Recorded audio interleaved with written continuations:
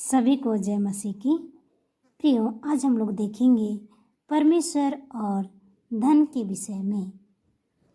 कोई मनुष्य दो स्वामी की सेवा नहीं कर सकता, क्योंकि वह एक से बैर और दूसरे से प्रेम रखेगा, या एक से मिला रहेगा और दूसरे को तुच्छ जानेगा। यहाँ हम लोग देखते हैं कि कोई भी दो स्वामी का सेवा नहीं कर सकता। उसके विषय में यदि वे क्या करेगा, एक से बैर तो दूसरे से प्रेम रखेगा, और यदि एक से मिला रहेगा तो दूसरे को क्या जानेगा, तुच्छ जानेगा। 25 में, इसीलिए मैं तुमसे कहता हूँ कि अपने प्राण के लिए यह चिंता ना करना कि हम क्या खाएंगे और क्या पिएंगे। क्या कहते हैं कि तुम चिंता मत करना अपने प्राण के लिए कि हम क्या खाएंगे आज और क्या पिएंगे, और ना अपने शरीर के लिए कि क्या पहनेंगे। क्या कह रहे हैं कि तुम चिंता मत करना हम क्या खाएंगे और क्या पिएंगे, और आगे हम लोग देखते हैं कि शरीर के लिए हम क्या पहनेंगे। क्या प्राण भोजन से और शरीर वस्त्र से बढ़कर नहीं।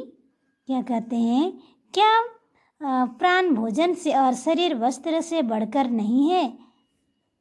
आकाश के पंछियों को देखो, वे ना बोते हैं, ना काटते हैं और ना खातों में बटोरते हैं, फिर भी तुम्हारा स्वर्गीय पिता उनको खिलाता है। क्या तुम उनसे भी अधिक मूल्य नहीं रखते। क्या कहते हैं कि देखो आकाश के पंछियों से कि वे ना तो बोते हैं, ना काटते हैं, ना ही भंडार में जमा करते हैं खातों में, फिर भी तुम्हारा स्वर्गीय पिता क्या करता है, उन्हें खिलाता है। क्या तुम उससे बढ़कर तुम नहीं हो, उससे ज़्यादा तुम मूल्यवान हो। कहते हैं, तुम में कौन है जो चिंता करके अपनी आयु में एक घड़ी भी बढ़ा सकता है। क्या कहते हैं कि तुम में से ऐसा कौन है जो चिंता करके अपना आयु को, अपनी उम्र को थोड़ा सा के लिए भी बढ़ा सकता है। ऐसा कौन मनुष्य है जो चिंता करके अपना आयु को बढ़ा सकता है।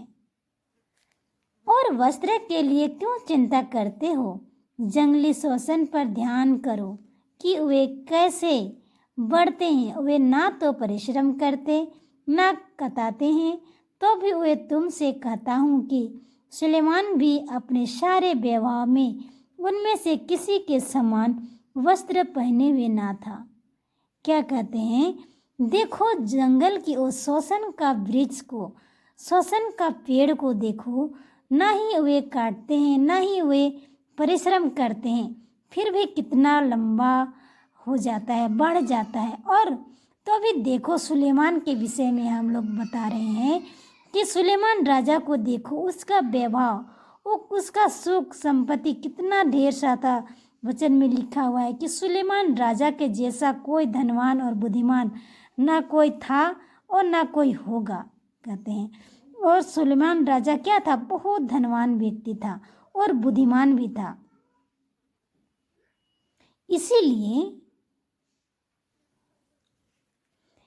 इसीलिए जब परमेश्वर मैदान की घास को जो आज है और कल भाड़ में झोंकी जाएगी ऐसा वस्त्र पहनाता है, तो हे अल्पविश्वासियों, तुमको वह इनसे बढ़कर क्यों ना पहनाएगा। क्या कहते हैं, देख उस मैदान को, जो घास जो आज है और कल मर जाएगा, उसको कितना अच्छा वस्त्र पहनाता है, तो तुम तो उससे बढ़कर हो, तो तुम विश्वास क्यों नहीं रखते हो। हे अल्प विश्वासियों, कहते हैं, तुम इनसे बढ़कर क्यों नहीं पहन सकते हो।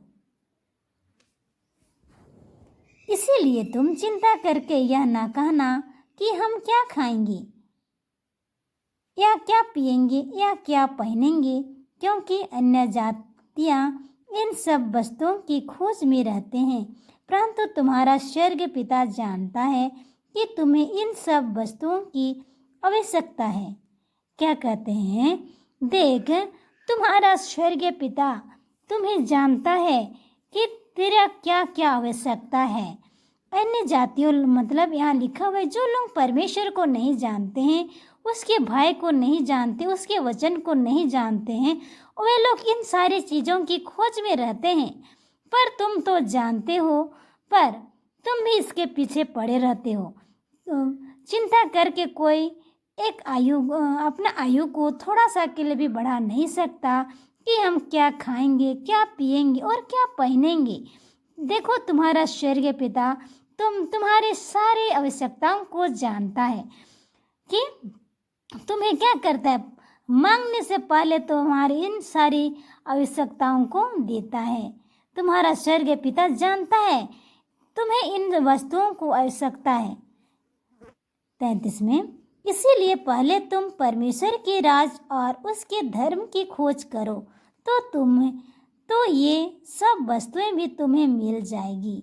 क्या कहते हैं, देखो, सबसे पहले तुम क्या करो, परमेश्वर के राज और धर्म की खोज करो। यह वचन बताती है हमें कि उसके राज और धर्म की खोज करो तो तुम्हें इन सारी वस्तुएं तुम्हें मिल जाएगी।